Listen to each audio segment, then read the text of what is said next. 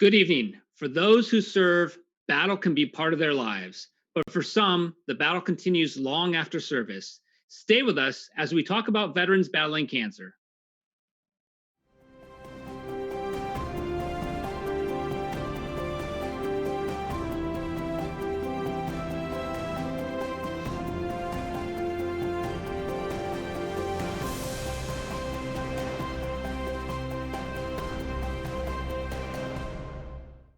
Tonight's Shadow Box belongs to E5 Sergeant Joshua Dannins. He served in the Army Military Police Corps from 1996 to 2001, and then in the Army National Guard until 2005. From Fort Huachuca in Arizona, where he was a member of the last active duty mounted MP unit, his career took him to Germany and Bosnia. Following his separation in 2001, he was activated to deploy to Iraq. After a run-in with an IED, he was evacuated and spent 6 months recovering at Fort Lewis in Washington. We honor his service. Thanks for tuning in to Veterans Voices. I'm Nathan Johnson. Veterans Voices is a monthly television show that explores important issues that affect the veterans community. We encourage you to participate in the conversation tonight.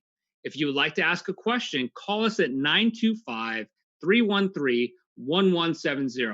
Send us a message through Facebook at Veterans Voices 1 or email us veteransvoices@ContraCostaTV.org. We would love to hear from you. Good evening. I'm Erin Escare, and this evening, Veterans Voices will look at veterans battling cancer. We will talk with veterans whose illnesses were caused by toxic exposure during their service and organizations that help our military men and women fight that battle. First up, I'd like to welcome veterans Jade James, Ben Griswold, and Joe Calloway to the show. Welcome, gentlemen. Privilege. Thank you. Thank you so much for being on the show tonight. As we know, as I just explained, we are talking about veterans that are battling cancer, and that is something near and dear to each of you as veterans who have had to fight that fight. So I'd like to kind of open up the conversation and just kind of talk about your experience and potential exposures that may be linked with your illness. So Benjamin, if you'd like to go ahead and kick us off, love to hear from you. Absolutely. So the nexus for my exposure was in south of Baghdad in 2003. I was at a place, Tuwaitha Nuclear Research Center, and I had exposure to depleted yellow cake uranium, unknown amounts of radiation from on-site two nuclear reactors that were destroyed previous to the deployment. And then subsequently, when I separated from active duty in 2013, those exposures led to me being diagnosed with non-Hodgkin's lymphoma, and then later I relapsed. I had my subtype of my cancer change, dealt with non-Hodgkin's lymphoma again, ended up having to do an autologous stem cell transplant using my own stem cells. And then most recently, I had been diagnosed with treatment-related acute myeloid leukemia. And again, I've had a transplant this year from a donor, some amazing human being from Germany, some 22-year-old. So, and right now, as far as just continued maintenance, I'm dealing with graft versus host disease, which is not necessarily unique, but it's an extension of my taking care of myself and seeking treatment. So I got to tell you, I commend you because you are just on here and you're so strong. And I really appreciate you sharing that because that's a lot, that's a lot to take in, and you are definitely fighting very well, sir. And I know we had a couple of photos that we wanted to bring up, just kind of outlining your military service. If we can bring those up, maybe you can kind of talk us through. Yeah, these are just in 2003. That's a photo in Camp Matilda, northern Kuwait. And I was a supposed 240 machine gunner. Set a pose for the posterity. And then this was using JP8, good old, duty every morning, burning human waste, JP8 and a big wooden stick or a tent pole. So that's my little close-up burn pit that I had to work with every morning. Well, thank you again for sharing. And I know during that segment I saw Jade James, you're kind of shaking your head. You might be that might have been relatable to you. So we'll go to you next and maybe you can share a little bit about your journey as well. Thank you, Aaron. Yes, that picture did bring back some memories of the burn pit. I served for 29 years. I retired. I was luckily able to get diagnosed while I was on active duty. Um, I served in Desert Storm and 3 tours to Iraq. And I was diagnosed with prostate cancer at a young age. They say it's unusual. I was like 41, 42. Um, and I went to take my physical, and that's when I found out the bad news.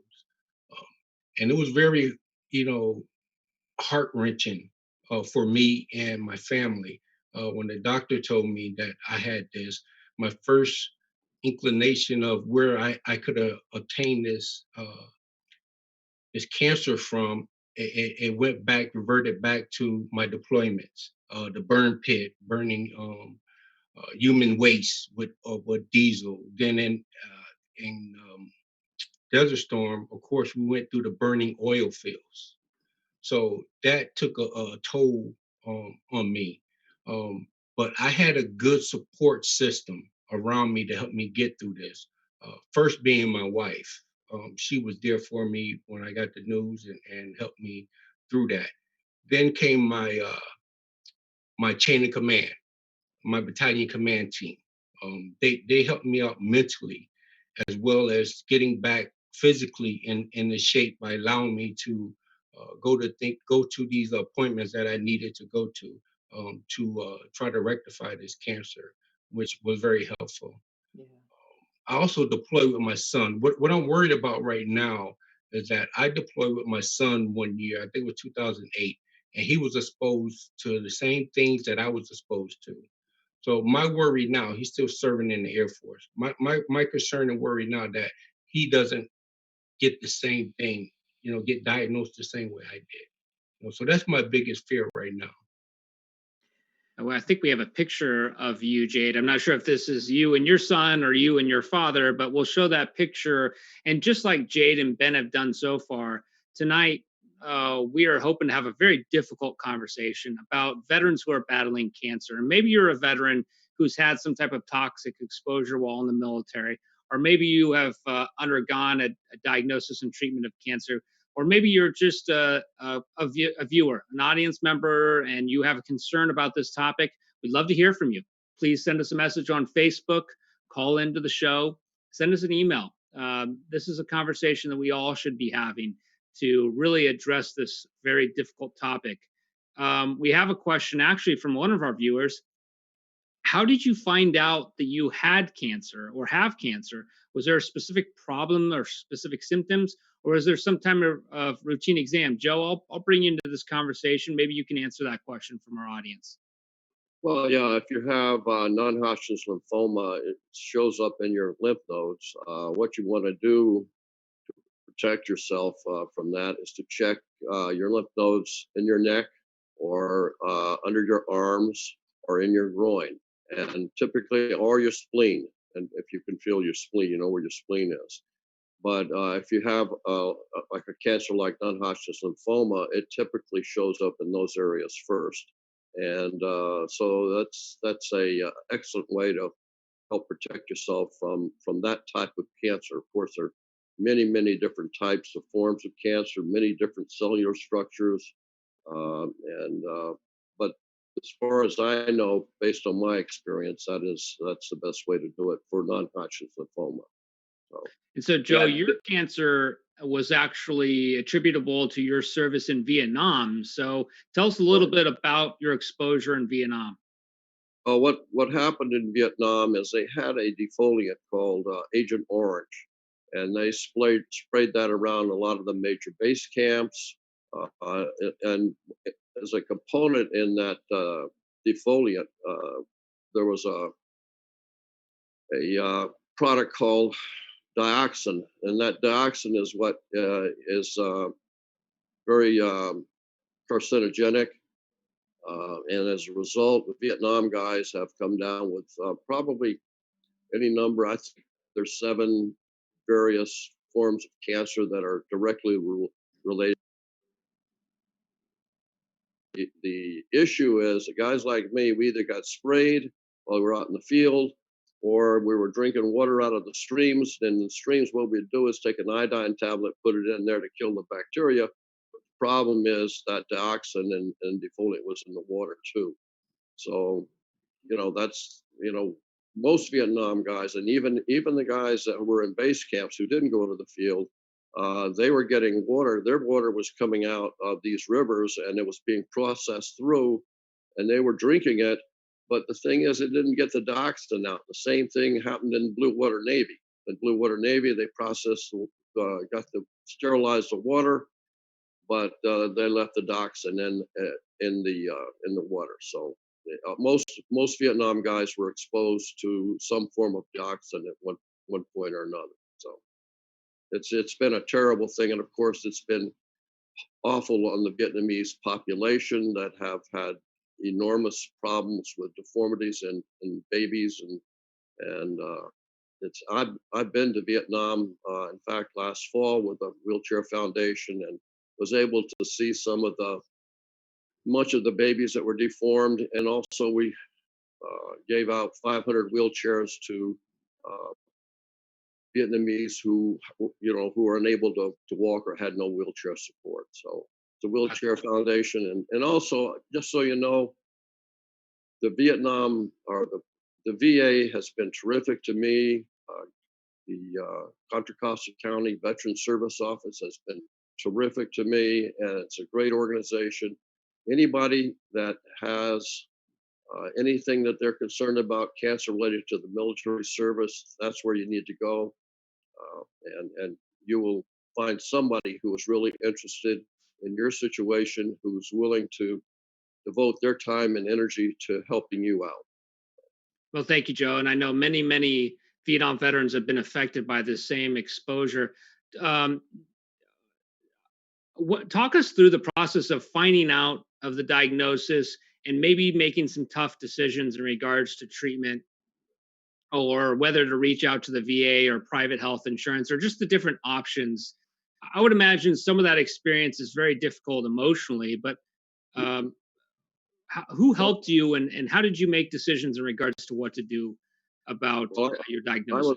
I was actually getting a pre-op physical for knee replacement, and my outside physician found it. Now, one of the mistakes that the VA was making is I had non-Hodgkin's lymphoma the first time in 1993. But what they were doing is they were conducting physicals wrong for people who had survived non-Hodgkin's lymphoma. I had to go back to the Secretary of the Veterans Affairs and complain to them that they were doing these physicals wrong for guys that had previous cases of non-Hodgkin's lymphoma. You can't find it on a blood test, and they were trying to do that. But anyway, they did change their protocols on that, which was good. So, but the VA is really helpful in trying to be helpful in every way possible. Yeah, Nathan, I think the biggest thing too is, as especially for OIF, OEF veterans, we're young, 20s and 30s, and it needs to be a common practice. Like Joe was saying, that you need to literally touch yourself to save yourself. You need to feel underneath your jaw, above your clavicle, below your clavicle, under your armpits, your groin, near your gut. But you need to self-identify and be and also self-advocate for your health inside or outside the VA. I've had the benefit of doing most of my treatment through the VA. Recently, I was able to be a part of the funding that goes through the Mission Act, which is very important. And I've sought care and received care through two private medical facilities. So the resources are there, but you got to pound the ground. You got to make sure that you are a cancer victor, because nobody's gonna come knock on your door to help you seek help. You really got to make your survival the most important thing. Making sure you're seeking care quickly and put yourself out there. Sounds like advocate for yourself. Absolutely. Yeah, I support that 100%. And anytime I tell a veteran about using the VA healthcare system, I tell them become your own best advocate. So yes, push for options and push for good doctors and good assessments and good care. Now, Jade, let's talk about a little bit of the emotional part of this. It must be very difficult to hear that you have this disease diagnosis. How do you work through some of the emotions, particularly because you were on active duty in somewhat of a culture that is designed to be somewhat emotionless? Exactly. Tell us a little bit about that experience. Exactly, and you're absolutely right. I was in a leadership position where I was in charge of about 900 soldiers. So once I was told through my PSA test that I had cancer, I looked at my wife and I can see that she was just about to start crying. So I had to stay strong. I wanted to be there and let her know that we was going to get through this, even though I was scared inside. So I didn't show any emotion outside because that's what we train to do as leaders, not show emotion. So that was pretty hard for me to do. So when I got back to my unit, I can see the soldiers looking at you like, can you still do this? You know, that doubt of can you still be an effective leader physically as well as emotionally. So that took a toll on me for a while. And I had to seek some counseling for that because I didn't want to leave out my position. The first thing I said to my leadership is, I want to keep my job, you know, because I was that type of leader. I was a strong leader who wanted to be with the troops, but I couldn't because my physical deficiencies didn't allow me to do that for a while. So it was, you have to find a good source of support to get you through things like that. And that's what I was lucky to have by my side. We just have about 2 minutes for this segment. Ben, Jade, or Joe, what would you say if there was a veteran watching this show who just found out they had cancer? What kind of encouragement or what kind of help do you think you can leave them with today? I would jump in here and I would say, you know, make sure you get checked out. Make sure you do your annual checkups. Go to the VA, get checked up. Make sure you get all the tests, and make sure that you have someone to talk to about this issue because it's a very hard thing to swallow that you have cancer and it could end your life. So you know, what got me through is the support channel I had, and I would say seek a support channel that will be there for you. Thank you. Nathan, that'd be a good thing for the County Veteran Service Office to do, or the local VA in Concord, to set up a support group for military cancer. That's what I'm hearing is reach out to your support, whether it be the vet center or the VA. Ben, anything for a veteran who's just found out they have cancer? Yeah, this is your new mission. It's time to lean forward and get into it because veterans are mission oriented. Now you need to be selfish. You need to take care of your future, and you need to be, for people that are volunteers, they know that they have to adhere to the mission and win. So you got to get forward and advocate for yourself. Get a battle buddy, whether it's your incredible spouse or a fellow veteran, and you need to be a victor. There's no room for waiting and watching. You gotta take that new mission and complete it. There's nothing better than living life and persevering. Period. Very well said. Very well said. Gentlemen, thank you so much. Appreciate your service, but appreciate your courage and your strength to all those veterans out there who may be going through something similar to you. When we come back, we will hear from the HunterSeven Foundation on their efforts to help military men and women exposed to toxins, as well as we'll hear from the Veterans Benefits Administration. So stay with us. I'm John Stewart. Post 9/11, there was a long fight to get New York City's first responders appropriate help to pay for medical costs from the long-term toxic exposures to the collapsed buildings in Lower Manhattan. The nation, and eventually Congress, stood behind our heroes. But now more than ever, we need to focus our support on the post-9/11 war veterans who've been suffering from the debilitating effects of the massive toxic burn pits they were exposed to during service overseas. The effects have been horrific. Affected veterans face increasingly complex health problems that have already left a growing number of them unable to work. 3.5 million veterans and service members may have been affected by our generation's Agent Orange. Health problems like lung diseases, cancers, toxic brain injuries, many of them very similar to what the 9/11 first responders have faced, many of them dying as a result of these complications. If you're one of our vets who's suffering, then we need to get in the fight for you now. Fortunately, there's organizations like Burn Pits 360 that have been fighting to get the appropriate funding and help for our forgotten heroes. We're long overdue on getting the medical and financial assistance they gravely need. Go to www.burnpits360.org today and learn more about signing up for the VA registry and your free VA burn pit exam. www.burnpits360.org. You deserve more than the country's gratitude for your service. You deserve full medical benefits to help with your illness.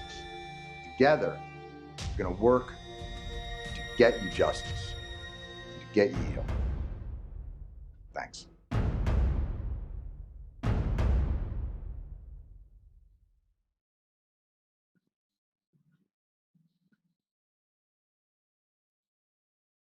Welcome back. We want to give a shout out to all the veterans who are hospitalized at the Center for Rehabilitation and Extended Care, also known as the CREC, at the VA in Martinez. We know that many of you are watching Veterans Voices. Thank you. If anyone watching has questions or comments for us, tonight's topic is very important: veterans battling cancer. Call us right now, 925-313-1170. Send us a message through Facebook at Veterans Voices 1 or email veteransvoices@contracostatv.org. I now want to introduce two special guests. Let's continue this conversation with Chelsea Poisson, and she's from the HunterSeven Foundation, and VA Decision Review Officer Kimberly Dickerson. Welcome to the show, Chelsea and Kim. Thank you. I think I screwed up your last name there, Chelsea. So we'll get to start with you first. We've talked about veterans battling cancer. How does HunterSeven get involved in this conversation? So HunterSeven Foundation was founded off of, it was actually accidental, and it's based off the call sign of a sergeant major who my fiance served with, who died from cholangiocarcinoma, a rare form of bile duct cancer. And HunterSeven, it's kind of like we've been given a second chance as veterans. I served in the military. Everybody who works on the team as a volunteer has served in the military, from lieutenant colonel to lieutenant commander, and me being the lowest one as a sergeant. But we're all medical providers, and we've been given a chance to give back to the community. And so the more people we talk to, the more numbers we see in terms of rates. We heard about acute myelogenous leukemia, and the average age for that is 68, right? These guys aren't 68. And same thing with non-Hodgkin's lymphoma. The average age is 67, but they're not 67. So what HunterSeven Foundation does is we passively educate while raising awareness, because self-advocacy is the best thing you can do. Nobody knows your body like you know your body. And so we provide educational resources based on research that we conduct with, some of the best medical schools and medical organizations in the world, really. And we publish these findings, and we just try to provide evidence-based care for civilian healthcare providers and VA providers. Our research has shown that approximately 26 to 29% of Iraq, Afghanistan veterans utilize VA services. And that's either personal preference or, what have you. But that means a lot of them are coming to see me in the ER, outpatient. So we're not doing a good job screening them. And this is how things like this happen, with Ben and with Joe. We're not doing a good job as providers. And so that's our mission. So I'm sorry, did we get a chance to Thank you for sharing that, Chelsea. It's good to know, the ins and outs of what you all do and provide as far as taking care of the veterans in that sense. And so, Kimberly, we'd like to give you an opportunity to kind of speak to a little bit about kind of what your process is and what you're responsible for. Thank you. I have been with the Veterans Benefits Administration Oakland Regional Office for over 20 years. Our primary goal when we get a claim for benefits is to review the claim, determine if we have enough evidence to link the disability to service. And if we do, we establish service connection for those benefits. Cancer is a unique disability for VA benefits. Most of the time, your cancer is active, you're going through treatment, or you have an active cancer, or you finished treatment and you have residuals from either the treatment or the cancer itself. And that's how we evaluate cancers for the most part. Service connection for cancers based on exposures. It's very difficult sometimes to find the evidence of the exposures. Sometimes we have to look at alternative sources of documents to concede exposures, regardless of which war or conflict we're talking about, regardless of what job the individual had or when they served. It's sometimes just very difficult to find evidence of that. And any alternative evidence that veterans or their families can submit with claims help greatly with these claims. Kim, how often do you see this in the VA in regards to service-related cancer claims? Honestly, every single day. Every single day, we're deciding claims on cancers from every war that we have veterans still alive from. It's not just the newer wars or conflicts, it's everyone, every age, every gender. We're seeing them every single day. In fact, I think that's a good time to bring up a picture that we have from a burn pit in Vietnam. And this is actually shared by one of our associate producers, Stephen Burchick, because what Steve's pointed out in this is that burn pits actually existed back in Vietnam as well. And certainly, as was pointed out in our previous segment, even during Desert Storm, there was significant exposure. So many veterans out there may not even know that they had this types of exposure. Although we're just learning about burn pits, this has actually been around for quite a while, affecting generations of veterans. What can we do to reach these veterans and help them understand in circumstances where their cancer might be related to their military service? I would say one of the best things for veterans to do or their family members is to help talk to their medical providers. Talk to the medical professionals to find out how the cancer came about. A lot of times, the medical professionals may know of more recent studies or medical journals that describe how certain types of cancers, especially rare ones, may have come about. And the medical providers may be able to help give letters or documents to the veterans or their families to help them substantiate claims. Thank you for sharing that, because I know there's probably quite a few viewers that have those types of questions and may not know particularly even where to seek that information, how to gather it, and what you guys are specifically looking for.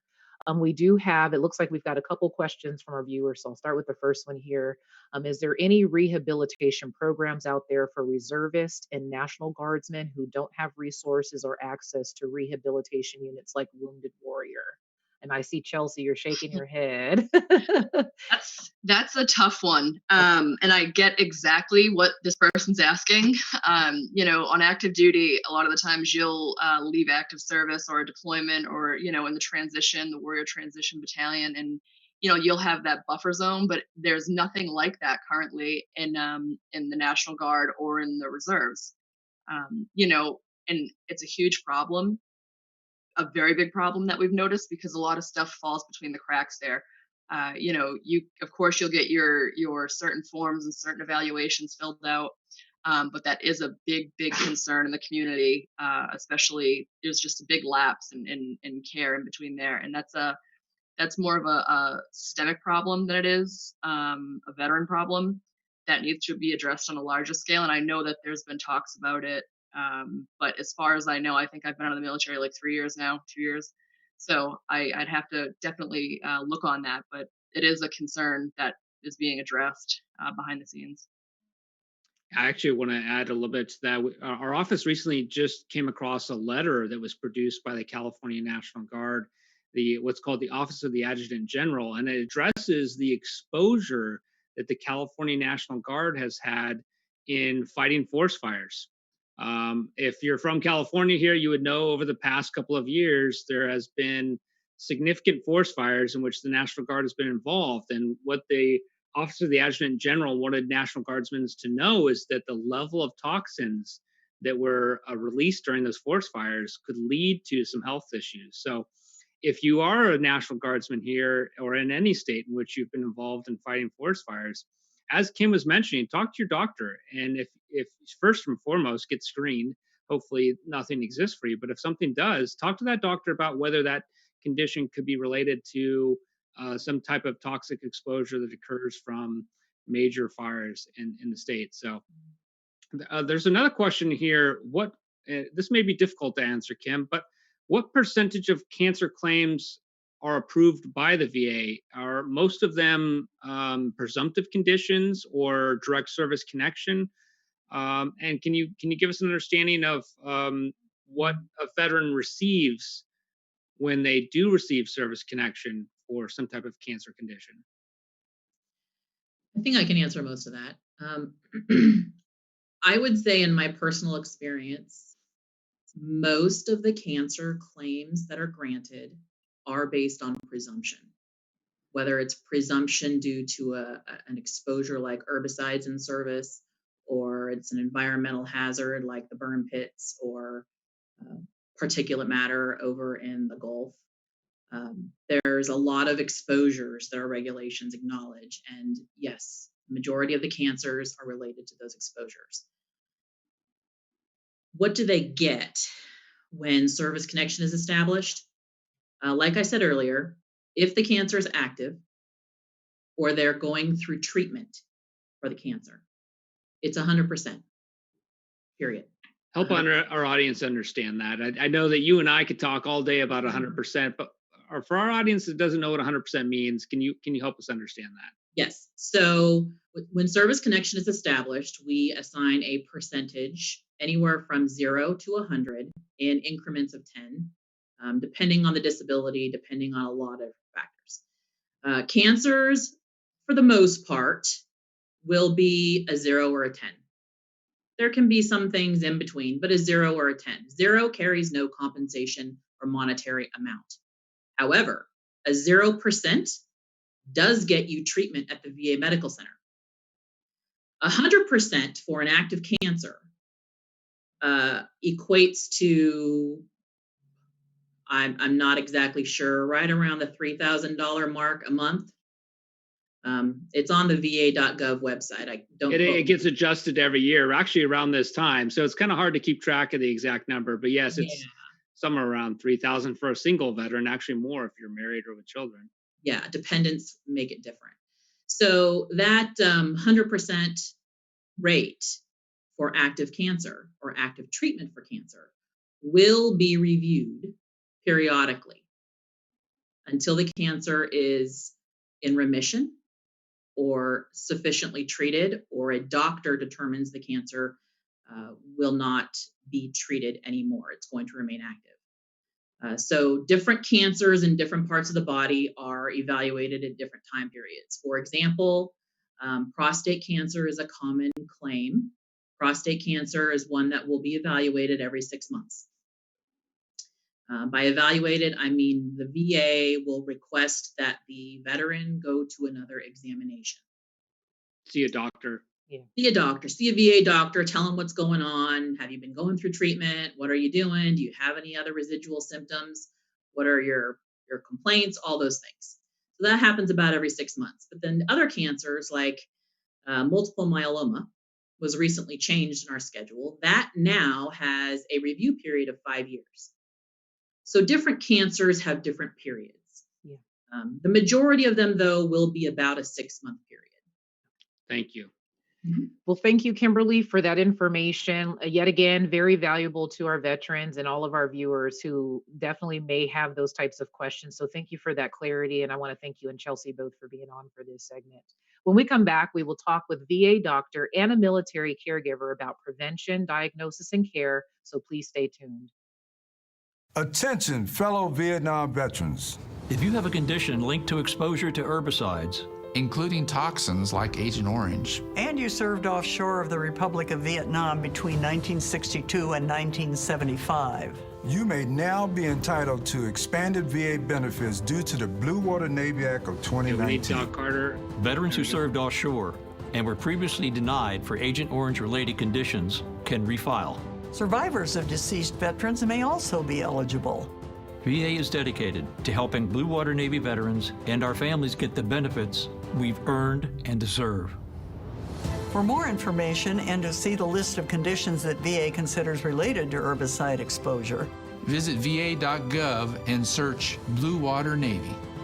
Or call 1-800-749-8387. brought to you by the U.S. Department of Veterans Affairs.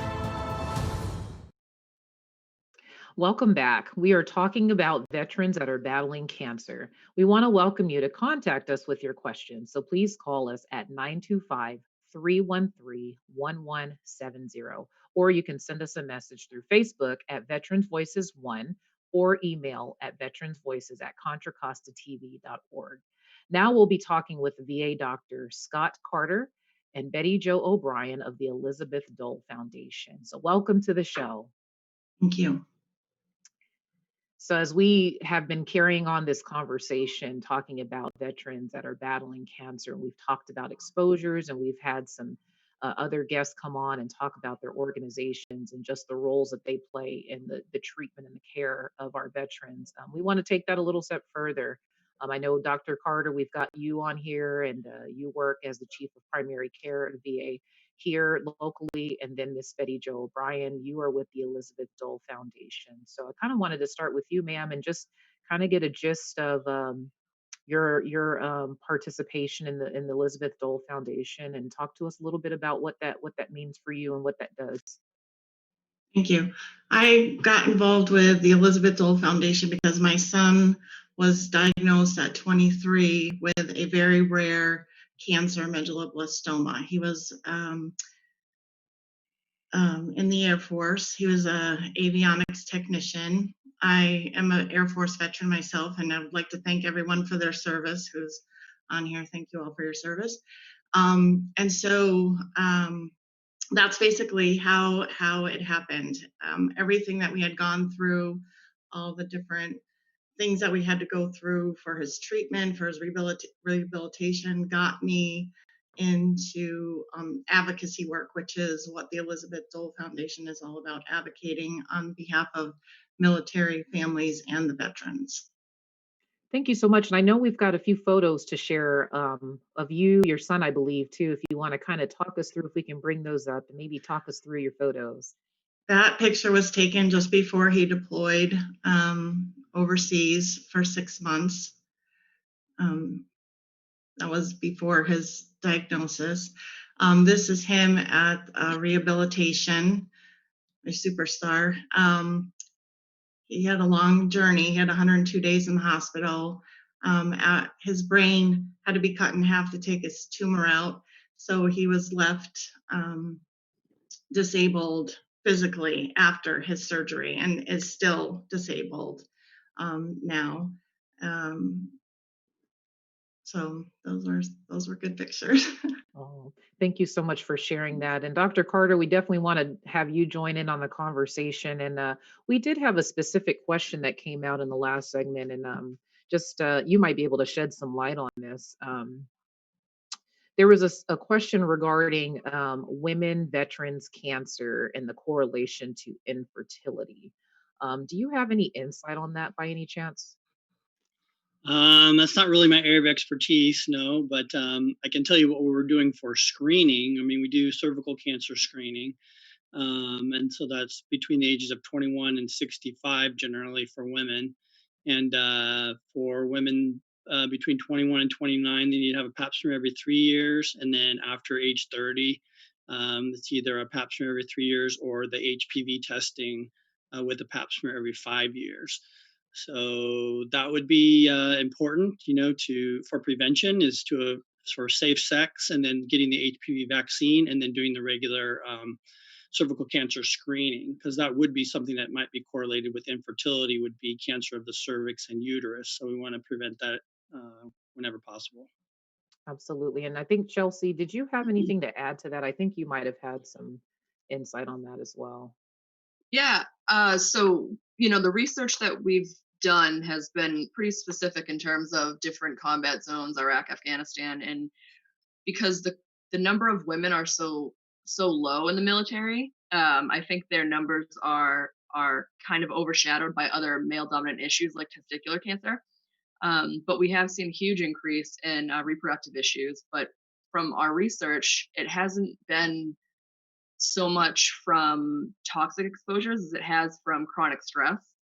We know how severe chronic stress is on the human body, but we've also noted that a lot of both male and females are having a lot of children who are born with congenital heart defects, learning disabilities, a lot of different issues in terms of neurological, like spina bifida.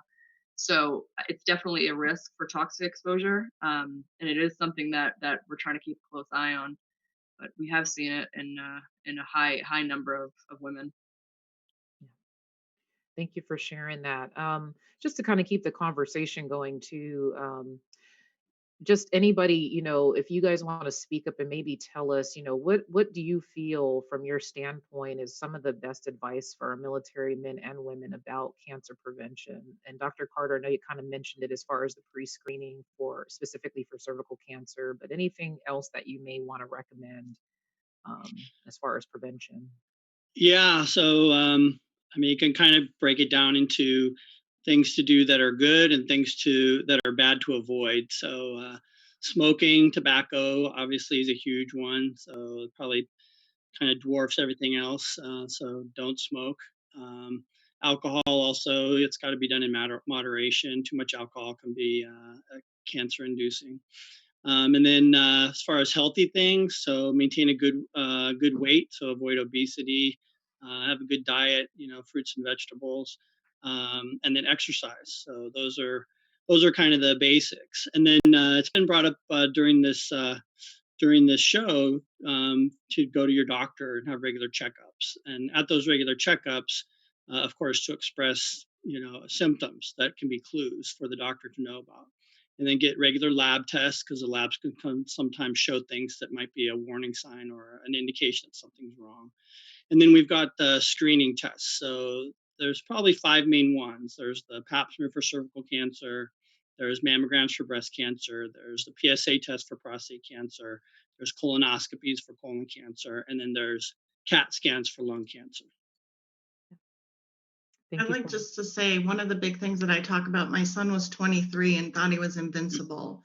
So I always say that you have to have a primary care physician. My son did not. He didn't go to the doctor regularly at that age. And when he started presenting with symptoms, nobody took him seriously because he's a 23-year-old with no pre-existing conditions. He went 4 months before they figured it out, and he almost died. They told us that night that he was going to die at the hospital because they couldn't figure out what was wrong with him. So if you have a primary care doctor and you are going to the hospital, you're going to your doctor on a regular basis, just like Dr. Carter said, you can get some sort of baseline. You have somebody who knows you, who knows like your health and regular. So all things dental, eyes, everything is so important. And I just say to young people, please, please, please get a primary care physician and go annually to get a physical. I want to introduce something else that goes along with this, though, Betty Jo, and that's another component that the VA has after someone has been diagnosed with a condition like cancer, and that's the caregiver support. And that's your role here with your son as a caregiver. Um, and I believe that the Dole Foundation had a lot to do with this. What is the VA now doing to help family members like you, Betty Jo, who are caring for a veteran who has cancer? So there is a caregiver program, and you can apply for it. And through the Elizabeth Dole Foundation, we were able to get pre 9/11 people to be able to participate, which is coming on. So anybody that served ever in any era is able to apply for help to be a caregiver for a veteran.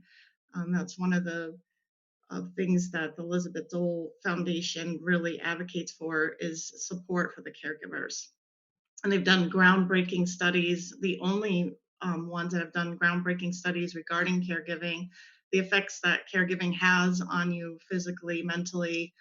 And so we've done a lot at the foundation to advocate for caregivers and give them resources and support. We have a caregiver map that we've developed with the Phillips Corporation that maps the caregiver journey. It's available on the Elizabeth Dole Foundation website. You can find it there. It basically tells you all the different steps of the caregiver journey, and it gives you resources, and it's just a very good resource. So we've done a lot to connect people with resources. I think that's the main thing, and to get people to say that they are caregivers, because that's one of the things, I'm Kevin's mom. And so I don't think I'm a caregiver, I'm a mom. And some people might think this is my husband or my wife. So I'm not the caregiver, I'm the husband or wife, but we are caregivers and we have needs. And so to have people um, to say that they are caregivers so that they can get the support that they need. I'm really glad you shared that. I think it's very important that we're now recognizing the role of caregivers, whether they be moms or spouses or dads or neighbors, even in some circumstances. Very important role to help a veteran who's dealing with something particularly like cancer. And I want to point out a couple things here too. You probably already realized this, but you see how this somewhat triangulates here in regards to how important it is to go see a good doctor, someone like Dr. Carter, who can do a pre-screening and do early detection and early treatment, and how important it is to connect with agencies like the Veterans Benefits Administration. So if this cancer is related to service, it can be recognized by the VA, and reach out to organizations that can provide support, whether it be caregiver support or support for the veteran itself. And one thing we haven't mentioned tonight, which I don't know if either of you have a lot of familiarity with, we just have about 2 minutes left here, is the toxic water at Camp Lejeune that recently the VA has recognized as presumptive for service connection. Kim, can you tell us in about a minute a little bit about that? In a minute, sure. There's a period of time between, my dates are off a little bit, 1950 to 1985, Yep. where anyone who served at Camp Lejeune will be presumed to have been exposed to contaminated water. And if we see in the service records that an individual served there and they have a certain set of disabilities, there's a short list. I believe bladder cancer is one of the conditions on the list that is presumptive, but there is a list, and we would automatically concede that exposure in service and service connect it. Another thing that I wanted to mention with all of these talks about cancer and claims with the VA, when someone does file a claim with the VA for cancer, and we're going to send someone to an examination to evaluate to see how much compensation we can assign for that cancer.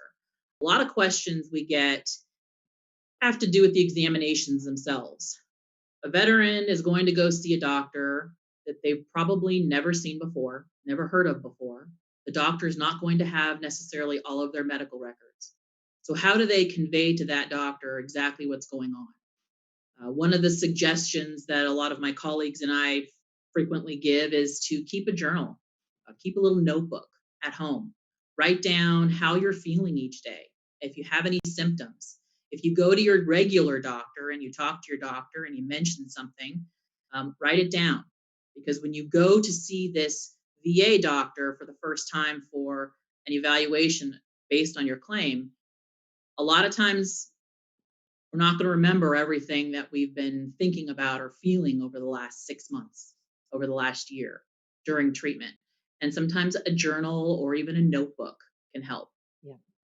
Thank you so much for sharing that, Kim. That's very good information and advice. And thank you all for coming on. We hope our conversation has shed some light on cancer in the veterans community. At the end of the show, we will give you some resources for veterans battling health problems.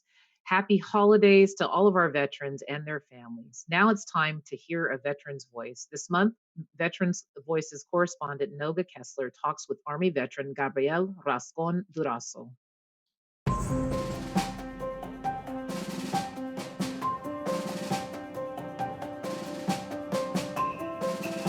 Good evening and welcome to A Veteran's Voice. I'm Noga Kessler, Veterans Voices correspondent, and today we have with us Gabriel Raxon. Good evening, Gabe. Good evening. Gabe served from 2001 to 2009 in the United States Army with 2 tours to Iraq. So why don't we start this evening, Gabe, with maybe you sharing a little bit about how you came to join the military, a little bit about your military experience.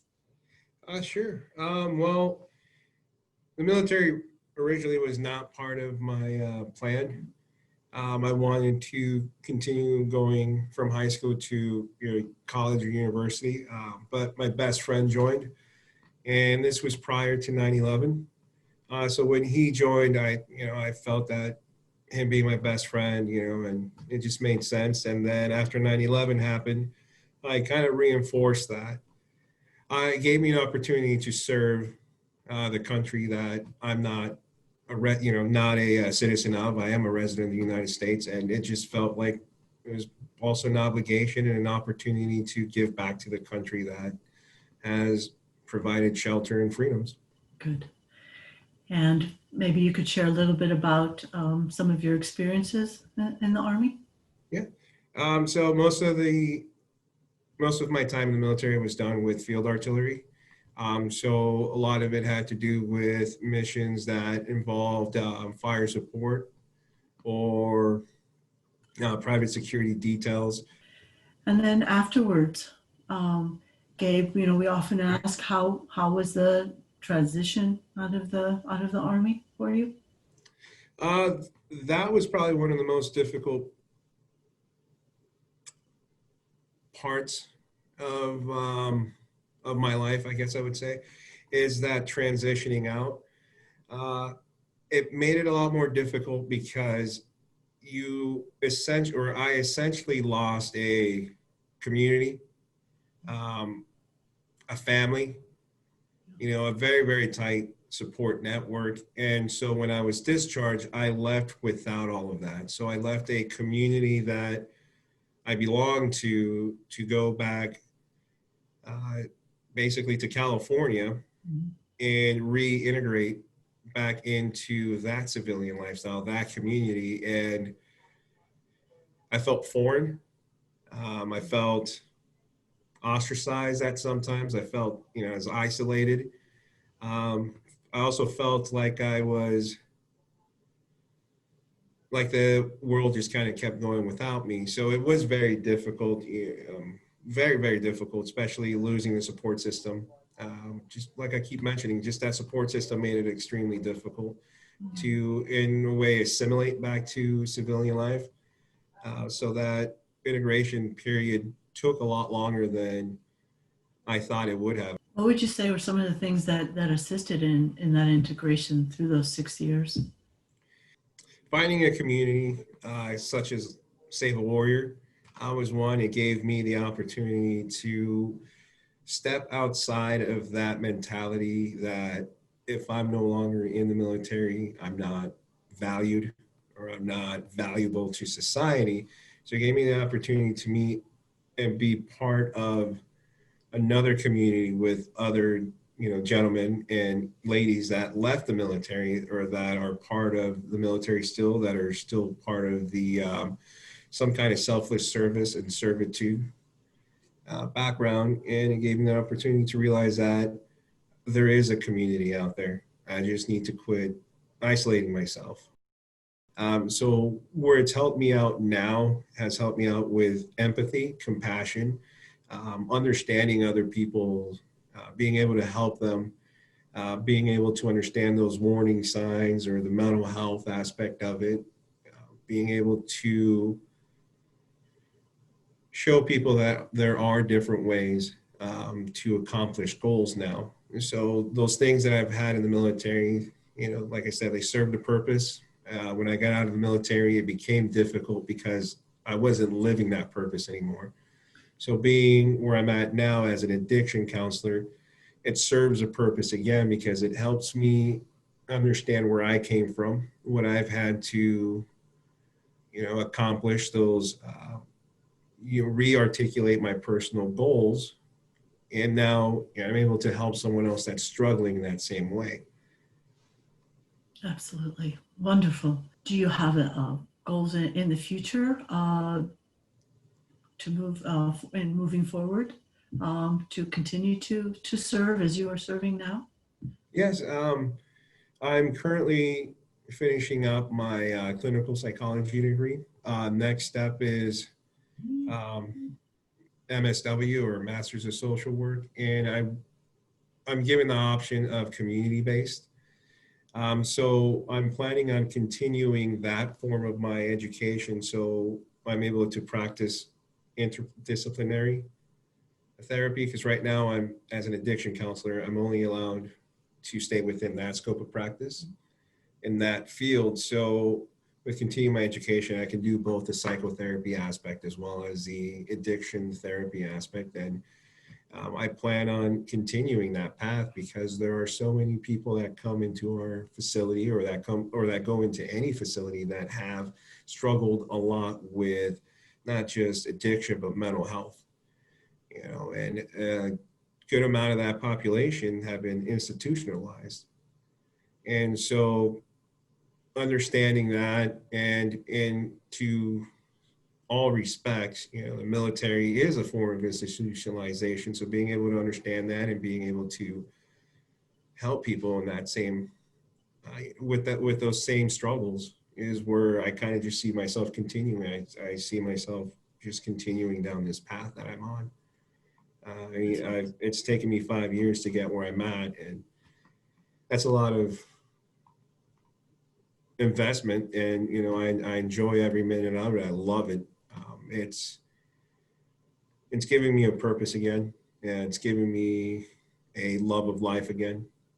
So it's almost giving me the same things the military gave me, minus the obvious